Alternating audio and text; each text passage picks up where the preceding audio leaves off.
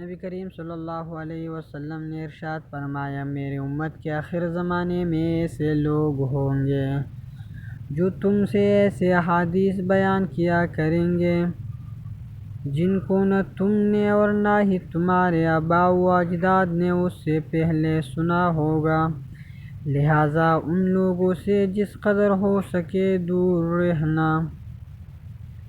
حضرت ابو ذر رضی اللہ تعالیٰ عنہ سے روایت ہے کہ فرماتے ہیں کہ میں نے عرض کیا، اے اللہ کے رسول، زمین میں سب سے پہلی کون سی مسجد بنائی گئی؟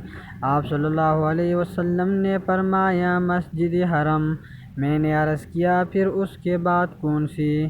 آپ صلی اللہ علیہ وسلم نے فرمایا، مسجد اقصیٰ۔ میں نے عرض کیا، ان دونوں مسجدوں کے درمیان کتنا فاصلہ ہے؟